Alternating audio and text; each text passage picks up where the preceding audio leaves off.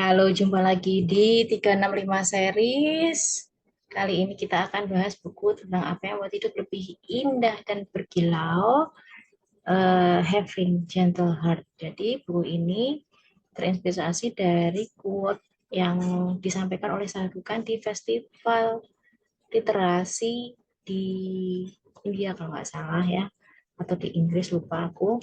Jadi dia bilang orang tuh harus punya being true ya, jujur, kemudian having gentle heart, punya hati yang lembut. Jadi berdasarkan buku itu ada dua buku, yang satunya buku namanya satu lagi tentang gentle heart. Nih aku bacakan beberapa kutipan sneak peek-nya atau teaser dari buku ini.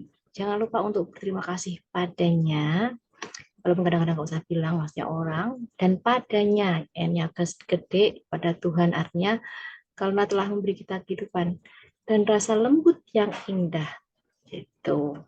Karena yang bersyukur akan ditambah nikmatnya. Lulu. Ya, gitu. Biasanya ada typo-typo yang seharusnya bisa dihindarkan. Kemudian, di balik sebuah hati yang selalu belajar ikhlas, pelan-pelan akan muncul hati yang lembut. Itu sebenarnya kutipan dari Sarfat Raisa. Kemudian, tetapin aja, nggak usah ikut terpancing, tanggepin aja, seolah mereka bukan level kamu, tapi lain kali buat lebih lembut. Itu Sarfat Raisa lagi.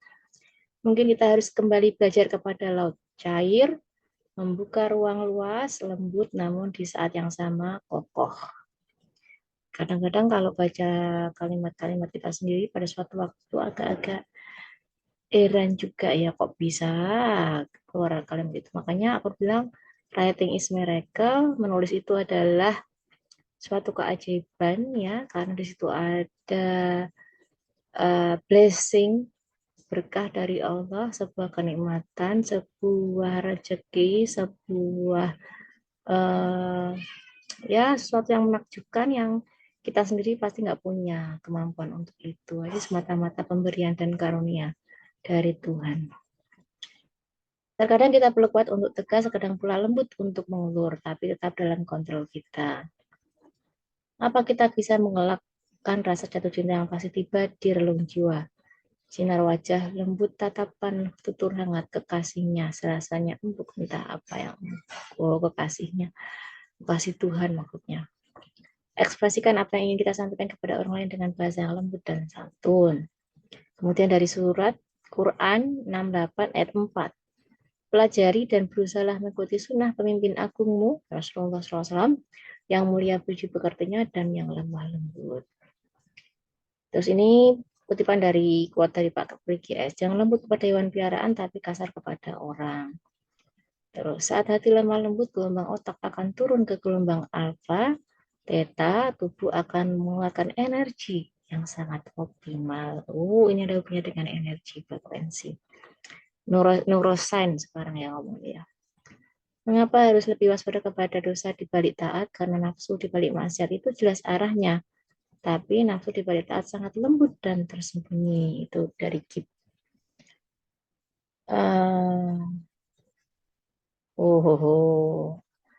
Maut adalah cahaya matahari berkilau lembut di mata seekor kelinci. Mengapa lebih waspada? Tadi udah ada ya. Allah Maha lembut, pengunciannya lembut, murkanya lembut, lembut pencerahannya, lembut juga penyingkapannya.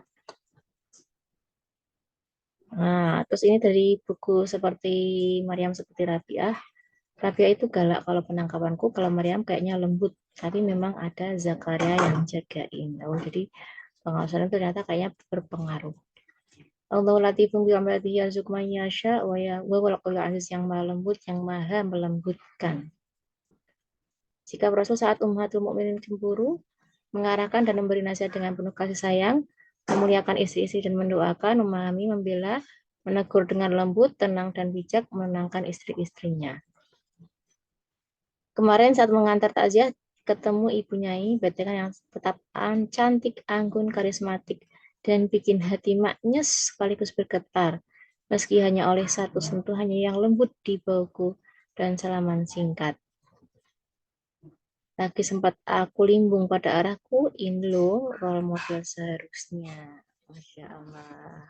Pernah nggak Mas yang seperti itu? Jadi di disentuh sekali gitu, dibalut gitu, tapi rasanya lembut dan maknyas gitu nanti. Bima rahmati minallahi lintalahum, dan karena rahmat Tuhan yang dimasukkan dalam diri Rasulullah, maka lembut jika kasar orang-orang akan lari. Ini asal nuzulnya adalah perang Uhud.